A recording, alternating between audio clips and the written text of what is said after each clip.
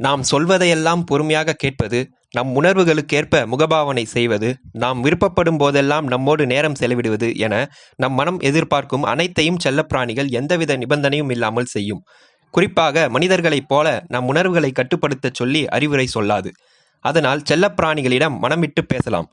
இந்த வகையில் மன அழுத்தம் இருப்பவர்கள் மட்டுமின்றி வயதானவர்கள், தனிமையாக வாழ வேண்டிய நிலைமையில் இருப்பவர்களும் தங்கள் மனநல மேம்பாட்டுக்காக செல்லப்பிராணிகள் வளர்க்கலாம்.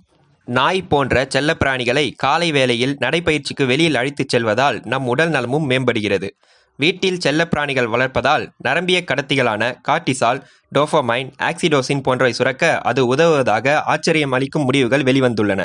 இதனால் எளிமையாக மன அழுத்தம் தடுக்கப்படுகிறது. குறிப்பாக ஆட்டிசல் நிலையாளர்கள் உள்ளிட்ட குழந்தைகளுக்கு மீன் வளர்ப்பு பெருமளவில் பயனளிப்பதாகவும், அவர்கள் மீன்களை கண்டு ரசிக்கும் போது அது அவர்களுக்கு மன அமைதியை தருவதாகவும் ஆய்வு முடிவுகளில் தெரிய வந்துள்ளது.